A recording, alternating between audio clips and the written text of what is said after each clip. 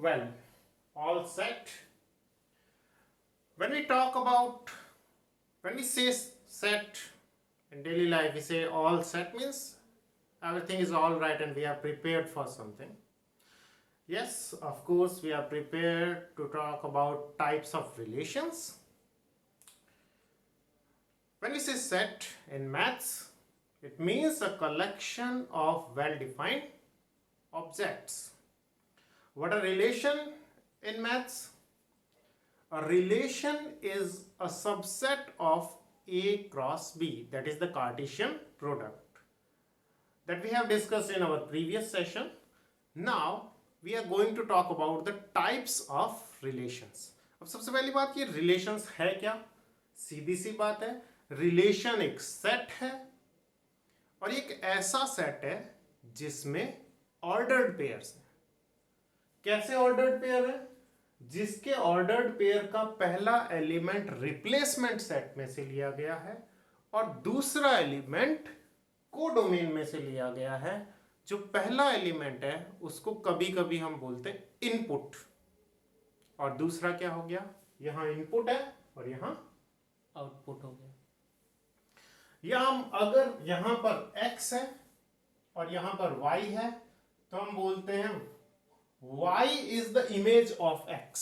यहाँ बीच में जैसे आईना रख दिया, y is the image of x और x is the pre-image of y. x is the pre-image of y and y is the image of x. यहाँ जब हम a से b में बात करते हैं तब ऑर्डर्ड पेयर, यहाँ पर ऑर्डर बहुत इंपॉर्टेंट होता है. मीन्स अगर आप देखें 3,4, अगर मैं बात करूं कार्टेशियन ज्योमेट्री में तो 3,4 एक ऐसे पॉइंट को रिप्रेजेंट करता है जिसका x कोऑर्डिनेट 3 है और y कोऑर्डिनेट 4 है. अगर मैं एक पॉइंट लिखूं 4,3, that is not going to be the same point क्योंकि ये ऐसा पॉइंट है जिसका x कोऑर्डिनेट अलग है. This is 3,4 and this is 4,3. So if you change the order, so xy is not equal to yx. तो सबसे सिंपल बात है कि अगर सेट लिख रहे हो, when we are writing set A B C, alright, I can write the same set as B A C. While writing sets we can change the order of elements.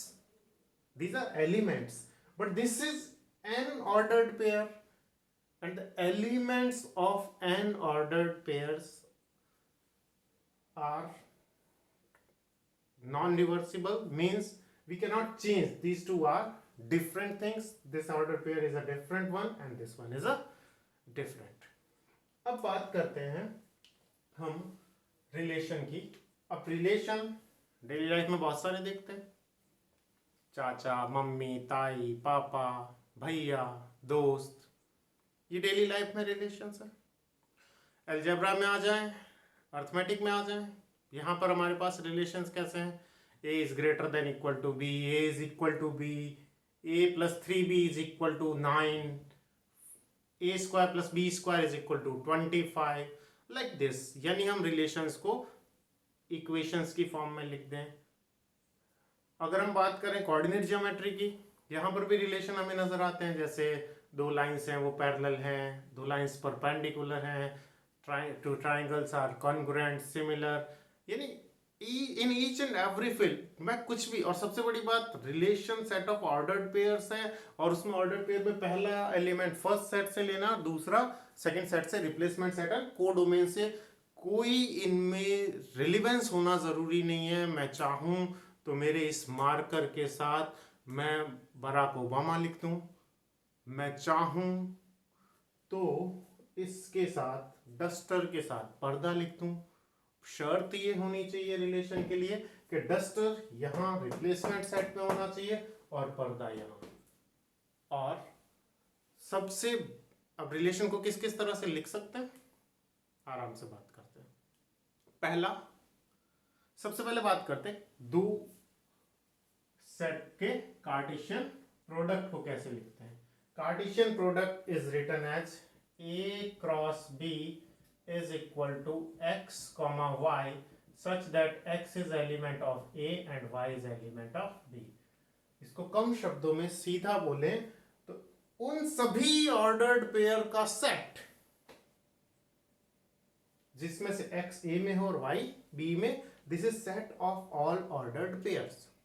A cross B itself is a set and it is set of all ordered pair in which the first element is taken from the replacement set and the second element is taken from the codomain. अब बात करते हैं सबसे पहले empty relation. ये empty relation क्या है? सीधा शब्द वर्ड से पता लग रहा है. एक ऐसा रिलेशन क्या है? Set of ordered pair. अगर इसमें एक भी ऑर्डर्ड पेयर ना हो, ऐसा रिलेशन क्या हो गया? Empty relation. If phi is known as the empty relation. जैसे मान लो डिफाइन करें, ऐसा डिफाइन करें कोई रिलेशन कोई आ ही ना सके. मान लिया सेट ऑफ रियल नंबर्स में हमने एक रिलेशन डिफाइन किया और रिलेशन ऐसे डिफाइन किया कि वो ऑर्डर्ड पेयर लिखो जिसमें, ध्यान दीजिएगा, एक्स वाई के इक्वल भी हो एंड एक्स वाई के इक्वल ना भी हो. एंड लगाया बीच में. अब ढूंढ लो ऐसा, जाओ आप 5 और 7 लोगे तो क्या कहेगा? 5 7 के इक्वल नहीं, लेकिन साइमल्टेनियसली ये भी होना चाहिए.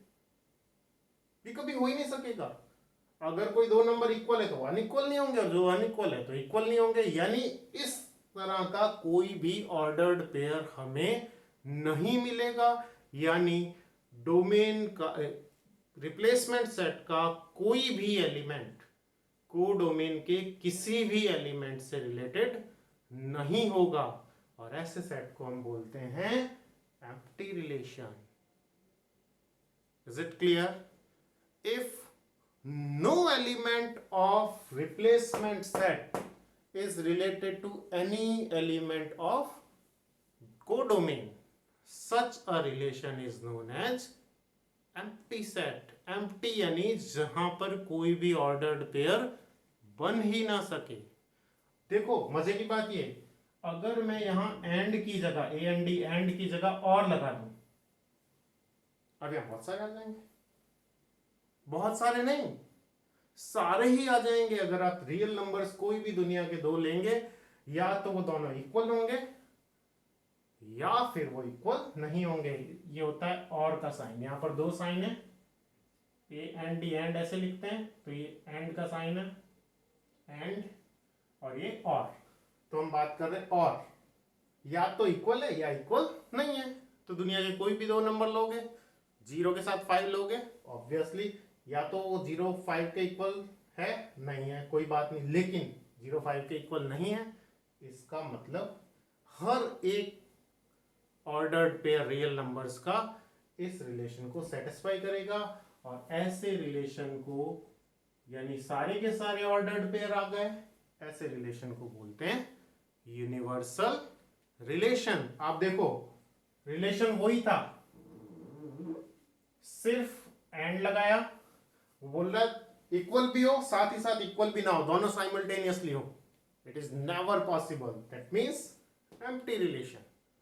और ये एंड की जगह और लगा दिया, यहां वो लिखो जो या तो आपस में इक्वल ना हो या हो. तो दो ही केस होते हैं, या तो दो नंबर्स आपस में इक्वल होंगे या नहीं होंगे. यानी हर एक नंबर को दूसरे नंबर से रिलेट किया जा सकता है यहां. इसलिए एक ऐसा रिलेशन है यूनिवर्सल रिलेशन. एक छोटे से इससे एक शर्त अगर बदल दें तो सीन कैसे पलट गया. देखो आपने अगर देखिए रोटी फिल्म है एक, वहां राजेश खन्ना है और मुमताज जी है. वो सारी पब्लिक इकट्ठी हो रही है और मुमताज जी को सजा दे रही, पत्थर मार रही है. ये पहले की स्थिति है. यहाँ की सारे ईच एंड एवरी एलिमेंट, यहाँ पर वो सारे लोग और यहाँ पर मुमताज, और वो सब पत्थर मार रहे हैं. मतलब यहाँ का हर एक एलिमेंट इससे रिलेटेड है. अचानक राजेश जी आते हैं, राजेश खन्ना जी सुपरस्टार, और हिंदी फिल्म और गाना. भाई हिंदी फिल्म में गाना ना हो और मैथ्स में लॉजिक ना हो, फिर बचा ही क्या. तो राजेश खन्ना जी गाना गाना शुरू करते हैं कि यार हमारी बात सुनो, ऐसा एक इंसान चुनो जिसने पाप ना किया हो, जो पापी ना हो. वो कह रहे हैं भैया इसको पत्थर वही मारो जिसने खुद कभी कोई भी गलत काम ना किया हो, खुद कभी जिंदगी में कोई पाप ना किया हो. और देखो कंडीशन बदली, पहले और था, या तो पापी था वो भी मार रहा था, जो पापी नहीं था वो भी मार रहा था। अब यहां क्या हो गया भाई साहब, अब आपको दूसरा जब चेंज किया एंड, तो अब क्या सीन हो गया, कोई भी इसको पत्थर नहीं मार रहा, सब पीछे हट गए। सोचो, मॉब लिंचिंग से बचा लिया। सुपरस्टार ऐसे ही होते हैं। I think I am clear. Empty relation means no element of replacement set is related to any element of codomain, यानी खाली आएगा, इसका डोमेन जीरो होगा। सॉरी, जीरो मीन्स इसका डोमेन एक नल सेट होगा 5। इसके डोमेन में कोई भी, जब हम रिलेशन का डोमेन लिखेंगे, domain will be a null set. Let me remind you, ये पूरा डोमेन नहीं होता है रिलेशन के लिए, ये रिप्लेसमेंट सेट है। इसमें से जिस जिसकी इमेज अवेलेबल होगी वो उसका डोमेन कहलाएगा, और जो जो भी किसी की इमेजेस हैं उन सब का सेट, फर्स्ट एलिमेंट का सेट हमेशा डोमेन होता है और सेकेंड एलिमेंट का सेट हमेशा रेंज होता है। वेल, फिर बात करें रिलेशन ऑन ए, ये बड़ी इंपॉर्टेंट बात है। ज्यादातर केसेस में हम ए का बी से रिलेशन लेते थे, लेकिन मैथ्स में जब हम टाइप्स ऑफ रिलेशन पढ़ेंगे, पर्टिकुलरली रिफ्लेक्सिव, सिमेट्रिक, ट्रांजिटिव, वहां ज्यादातर केसेस में रिलेशन डिफाइन किया जाएगा ए से ए में ही। Means this time we are going to replace B by A, यानी हमारा रिप्लेसमेंट सेट भी ए है और हमारा कोडोमेन भी ए है। हमने एक सिंपल एग्जांपल लिया है और कोशिश करते हैं किस किस तरह से रिलेशन को लिखते हैं। देखिए, मान लिया ये हमारा रिप्लेसमेंट सेट है जिसमें तीन element A B C, right.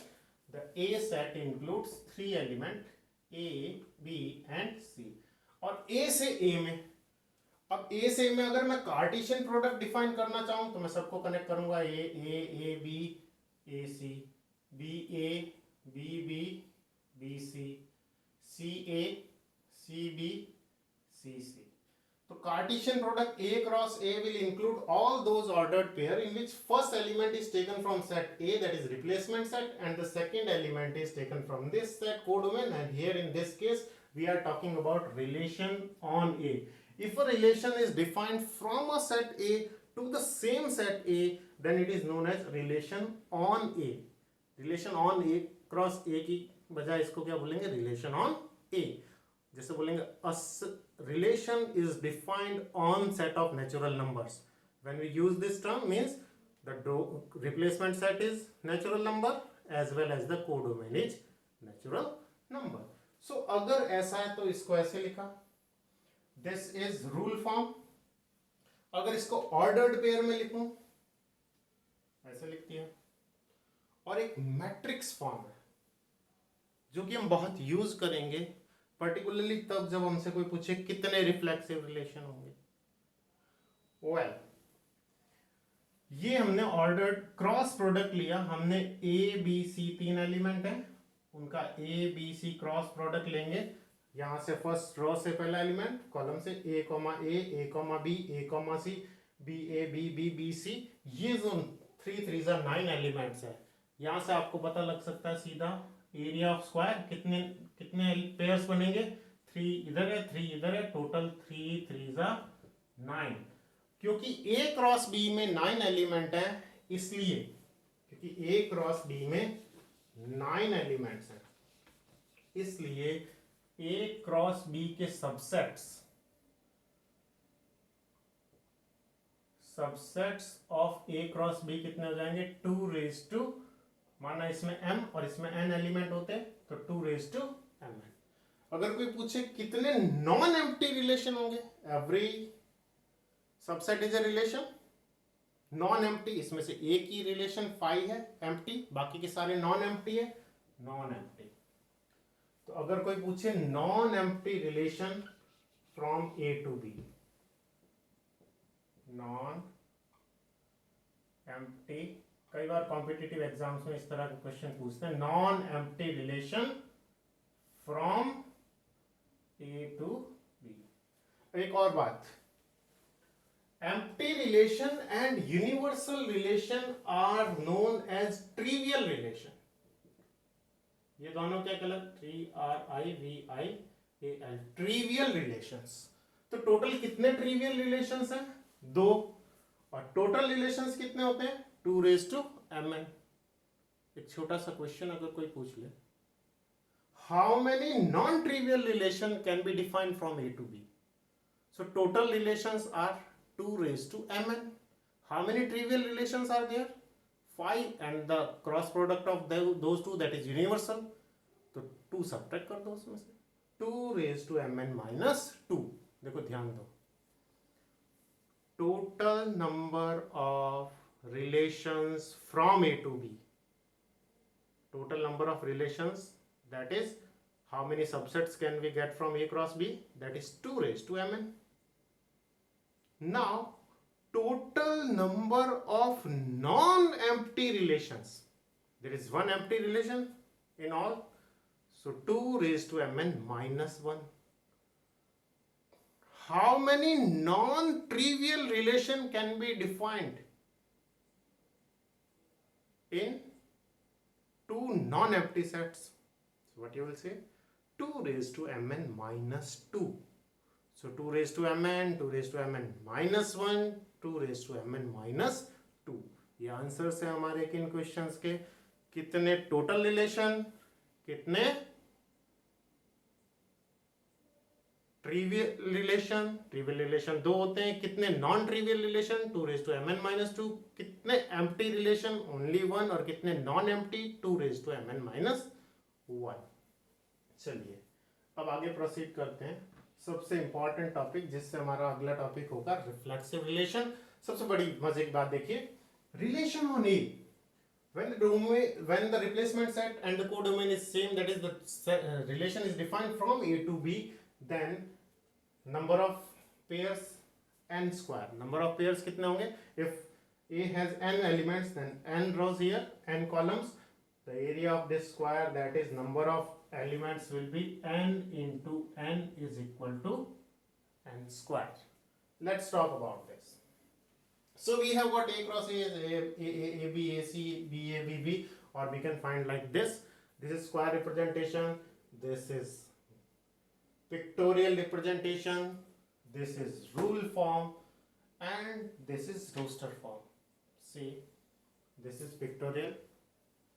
This one is rule. This one has a set of ordered pair, that is roster form, and this is matrix form. It will help us in a lot of things. It will help us. Well, now any subset of A cross B will be a relation on A. So if I choose nothing, then also it is a subset of this. So I can define this relation. I take all the elements, that is A cross A. This is also a relation from A to A, that is relation on A. I can choose AA, BB and CC. So this is also a relation. I choose here AA, BB, AC, CA, or I choose A, B, BC and CA. Well, these 5 relations are defined on this A, and let's talk about this definition, identity relation.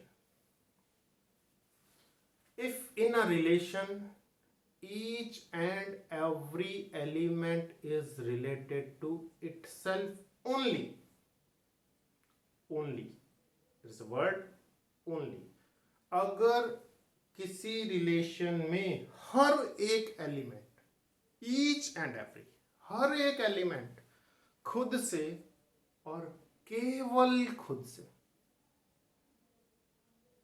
Related हो, तो ऐसे relation को क्या बोलेंगे हम? Identity relation. खुद का खुद से, खुद की पहचान खुद से, सिर्फ खुद का रिलेशन खुद से. यहां हमारी ये शिकारी हैं, हम जैसे बात कर रहे थे समझने की आसानी के लिए. इधर हमारा शिकारी हैं ए बी सी, और ये हमारे शिकार हैं ए बी सी. सिर्फ खुद से ही रिलेटेड होगा ए, और किसी से नहीं. B is related to B and C is related to C. Such a relation in which each and every element of domain is related to itself only. A cannot be related to B in case, that is known as identity relation. Now, the most important thing which in this session we are going to talk is reflexive relation.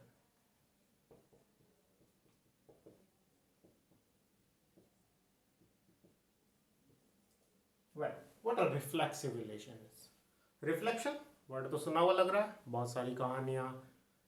Dog जा रहा था पुल पे, नीचे reflection देखा, भौंका, हड्डी गिर गई. Reflection समझते हैं? जैसे आप हैं वैसा ही सामने दिख रहा हो, जैसे आप वैसे ही सामने दिख रहा हो. क्लियर? मतलब एक ऐसा रिलेशन, बस यहां से ओनली वर्ड हटा दें. Identity relation is known as this. A का रिलेशन ए से, बी का रिलेशन बी से, सी का रिलेशन सी से. यानी अगर मैं इसको मैट्रिक्स फॉर्म में लिखूं तो यहां पर डायगोनल एलिमेंट्स ही आए, वो एलिमेंट, वो रिलेशन क्या कहलाता? आइडेंटिटी.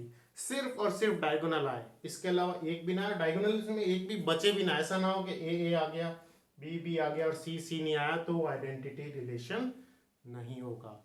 आइडेंटिटी रिलेशन की definition, each and every element is related to itself only. Only शब्द हटा दो. A relation is said to be reflexive if for every A is element of A, each and every element of domain must be related to itself. Each and every element of domain. This is for every A. कोई भी A लीजिए set में से, A का A से relation होना चाहिए. इसे शाब्दिक अर्थों में बोले, वर्ड्स में, each and every element is related to itself. या इटसेल्फ ओनली नहीं, और भी इससे रिलेटेड हो तो चलेगा. जैसे मैंने लिया ए बी बी सी सी, एक ये ले लिया C B. This will be a reflexive relation because each and every element of domain is related to at least one element of codomain. अगर मैं ऐसा करूं, A is related to A, B is related to B, but C is not related to C. C is related to B. It's all right. But definition, reflexive relation में क्या check करना है? सुनो.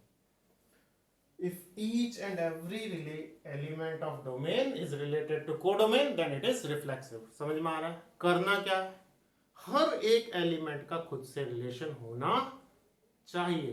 तो आप पहला एलिमेंट लिया, देखा हाँ इसका रिलेशन खुद से है. दूसरा, तीसरा, मान लिया 1000 एलिमेंट हैं और 999 एलिमेंट है जिसका खुद से रिलेशन है. लेकिन एक एलिमेंट अगर मिल गया ऐसा कि जिसका खुद से रिलेशन नहीं है, तो आप समझ लो पोलियो का आपने अगर सुना हो ऐड, अमिताभ बच्चन बोलता है, एक भी बच्चा छूटा तो सुरक्षा चक्र टूटा.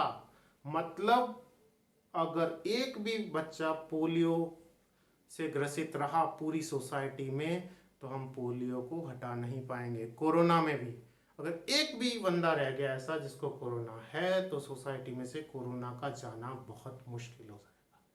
सो एक भी एलिमेंट छूटना नहीं चाहिए. इस डेफिनेशन को दूसरी तरीके से पढ़ते हैं, कब नहीं रिफ्लेक्सिव होगा. कैसे चेक करें कि रिफ्लेक्सिव है या नहीं? हमारा क्वेश्चन सबसे बड़ा, मुझे कैसे पता लगेगा कि रिफ्लेक्सिव है या नहीं? सुनिए, a relation R in set A is not reflexive. Reflexive कब नहीं होगा? अगर एक भी एलिमेंट ऐसा मिल जाए, if there is at least one, एक भी मिल जाए, there is at least one element a in A such that a is not related, a is not element of R. A comma a is not element of R means A is not related to A. That is it. Let's now check. Let's now discuss some questions. चलिए शुरू करते हैं. मान लिया सबसे पहले ये लेते हैं, क्या ये रिलेशन रिफ्लेक्सिव रिलेशन है? हमारा सेट A है जिसमें 3 एलिमेंट है A, B, C. तो हमारे पास 3 एलिमेंट है, तो हम देखेंगे क्या हर एक एलिमेंट खुद से रिलेटेड है. Yes, one A is A, B, C. A is related to A, B is related to B, C is related to C. Since for every A is element of A, comma A is there in R, that means every element is related to itself, so it is reflexive. It is identity element also, identity relation also, because identity relation क्या होता है? हर एक element सिर्फ और सिर्फ खुद से ही related हो. अगर मैं इसमें एक और पेयर डालूं, अगर इसमें होता A, B, अब क्या हो गया? ये रिफ्लेक्सिव तो है, क्यों है? क्योंकि हर एक एलिमेंट का खुद से रिलेशन है, लेकिन ये आइडेंटिटी रिलेशन नहीं है, क्योंकि आइडेंटिटी रिलेशन की डेफिनेशन में सिर्फ यहां लिखना था A is related to A only, each and every element is related to itself only. तो यहां ये रिफ्लेक्सिव है लेकिन आइडेंटिटी रिलेशन नहीं। यहां पे देखते हैं, ओके ए का रिलेशन ए से हो गया, बी का बी से हो गया, सी का सी से है, नहीं है। एक भी बच्चा छूटा तो सुरक्षा चक्र टूटा। If you find at least one element, अगर आपको एक भी एलिमेंट मिल जाए, मान लो मैं किसी के बारे में कहूं कि वो अच्छा आदमी, आपको क्या करना है? या तो सारे जो पॉइंट होते हैं, जो कसौटी होती है अच्छे होने की, उस पर चेक करो। और अगर आपको पता है कि एक जगह एक सही नहीं है, तो आप सीधा क्या करोगे? वहीं पे ध्यान दोगे। 1 का 1 से, 2 का 2 से, 3 का 3 से, आपने देख लिया सीधा 98 का 98 से नहीं है, तो सीधा आपको होगे काउंटर एग्जाम्पल। क्यों? क्योंकि 98 is there but 98 is not related to 98। यानी 1000 जगह व्यक्ति अच्छा है लेकिन एक जगह अगर अच्छा नहीं है, तो आप सीधा बोलोगे भाई ये अच्छा इसमें नहीं है, इसलिए ये अच्छा आदमी नहीं है। तो यहां देखो, क्योंकि रीजन क्या देंगे? Since C is element of A, small c is element of A, but C is not related to C. This relation is named as R4. So C is not related to C under this relation R4. So this is not reflexive. I think reflexive check करने में कहीं कोई problem नहीं। ये reflexive है क्या? कोई chance ही नहीं है। ना ए का ए से, ना बी का बी से, ना सी का सी से। हमें तो एक भी ऐसा एलिमेंट मिल जाए कि उसका खुद से रिलेशन नहीं है, इसका मतलब वो रिफ्लेक्सिव नहीं है। सो आई होप। अब बात करते हैं इसकी। ए क्रॉस ए मतलब सारे के सारे पेयर हैं, इसमें सारे हैं, मतलब ए कॉमा ए, B comma B, C comma सी, खुद का खुद से। कार्टेशियन प्रोडक्ट में तो सारे एलिमेंट होते हैं, इसका मतलब ये रिफ्लेक्सिव है। 5, इसमें एक भी एलिमेंट नहीं है, जबकि रिफ्लेक्सिव होने के लिए कम से कम कितने एलिमेंट चाहिए? We need all the possible doublets. खुद का खुद से होना ही चाहिए डबलेट्स, खुद का खुद 1 1 2 2। जब हम दो डाइस को फेंकते हैं तो एक वर्ड आता है डबलेट। डबलेट आना मतलब 1,1 2,2 3,3 4,4 5,5 6,6 डबलेट्स आपने सुना ही होगा प्रोबेबिलिटी में। तो डबलेट्स आना यानी सेम नंबर आना। और सेम नंबर कब आते हैं? डायगोनल एलिमेंट्स में। सेम एलिमेंट कब आते हैं? डायगोनल वाले ऑर्डर्ड पेयर्स में। तो सीधी सी बात है, ये डायगोनल वाले सब होने चाहिए, एक भी इसमें छूटना नहीं चाहिए। तो यहां से हम देख सकते हैं ये रिफ्लेक्सिव नहीं है। इनमें से कोई भी लेता, A B, A C, B B, B B, ये सब ले लेता और सी नहीं लेता, तो ये 8 एलिमेंट्स हैं लेकिन सिर्फ सी नहीं है, तो हम क्या कहते हैं? रिफ्लेक्सिव नहीं है। So in this type of cases where the relation is given in the set of ordered pair, you can easily identify which relation is reflexive and which is not.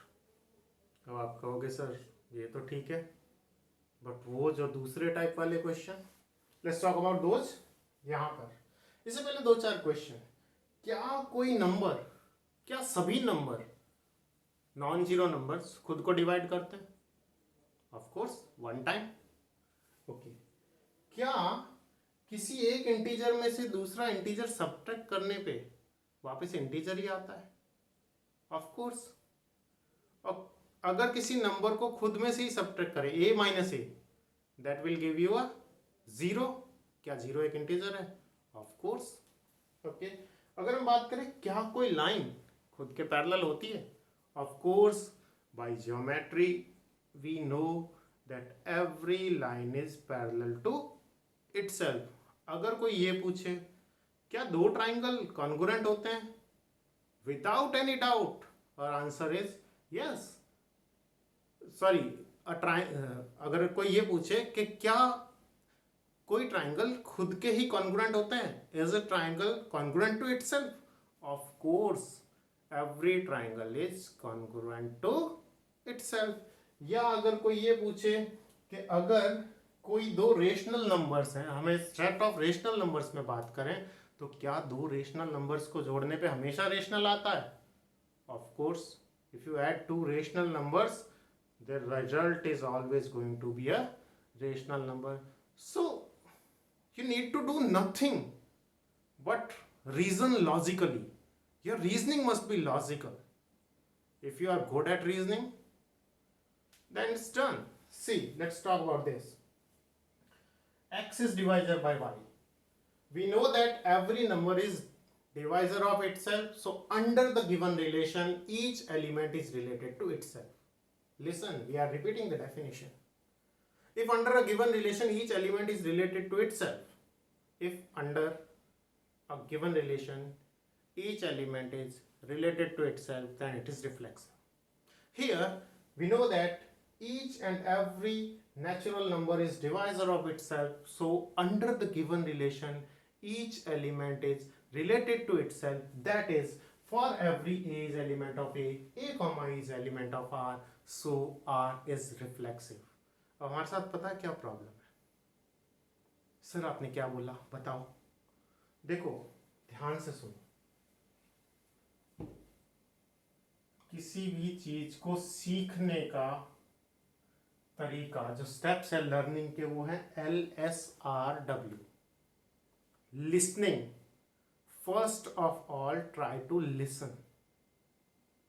सुनो. अच्छा क्या कहा? Under the given relation, each and every element is related to itself, so the given relation is reflexive. Sir फिर से बोलो. So right. Under the given relation, each and every element is related to itself. That is, it fits on the definition of reflexive relation. And the definition of reflexive relation says if under the given relation, each and every element is related to itself, then the relation is going to be reflexive. Well. अब आप कहोगे दो तीन बार क्यों बता रहा हूं? पहले सुने. A good listener can be a good speaker. अब आपने सुन लिया 2-3 बार तो आप आराम से बोल पाएंगे. क्या? If under the given relation each element is related to itself, then the given relation is reflexive. Suppose मैं बात करूं ये. In the set of triangles a relation is defined as T1 is related to T2 if T1 is congruent to T2. In the set of triangles, this relation is defined.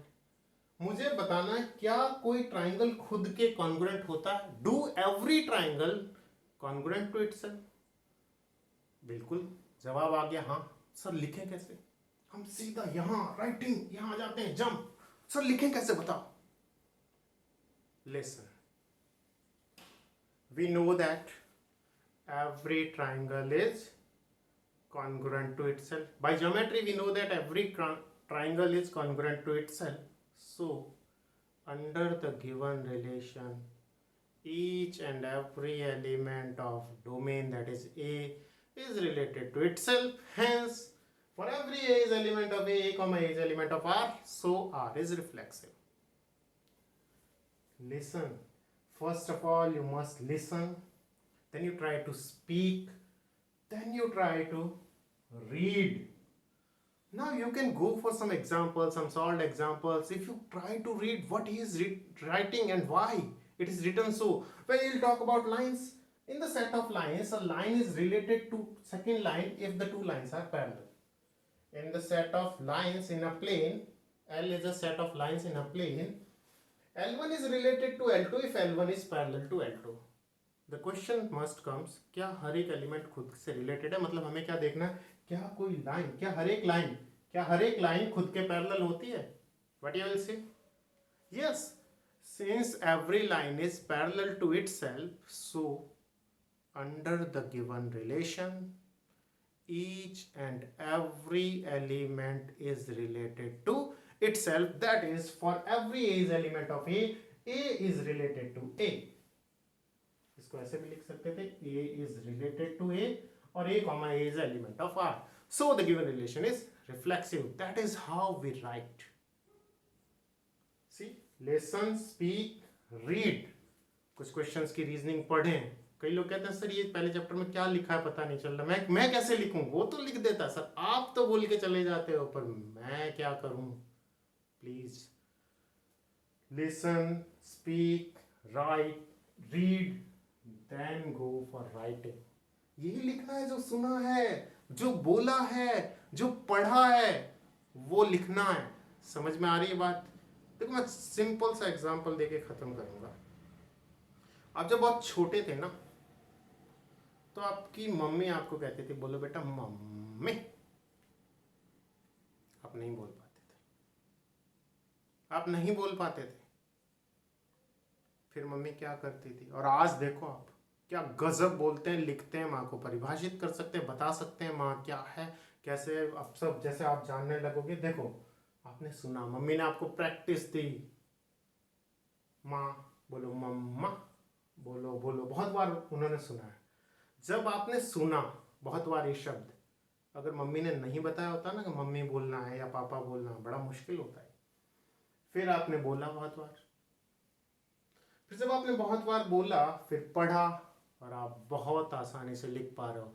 अगर ऐसा होता पहले ही दिन बोलते ले बेटा चौक और पेन ले, लिख, पेन कॉपी लिख mummy, it wasn't possible. So please listen, try to speak. ये terms कैसे है? Under the given relation each element is related to itself, so the given relation is reflexive. दो बार सुनोगे आपको लगेगा इसमें लिखना ही क्या होता है। Here we see that each line, every line is parallel to itself, so under the given relation each line is related to itself, so it is a reflexive relation. कुछ करना ही नहीं है। Yes, of course, कुछ भी नहीं करना है, just give the reasoning and that's all. You know each and everything in this chapter, you are not going to learn anything new, but you are to apply the reasoning, and to apply the reasoning you must have some knowledge that comes this way. In the next session we will be talking about symmetric relations and transitive relations, and while talking about symmetric and transitive, on the same questions we will be talking about reflexivity of that relation. So please do read it. A relation is said to be reflexive if each and every element of domain is related to itself. और कैसे prove करोगे कि वो reflexive नहीं है? एक भी बच्चा छूटा तो सुरक्षा चक्र टूटा। Thank you.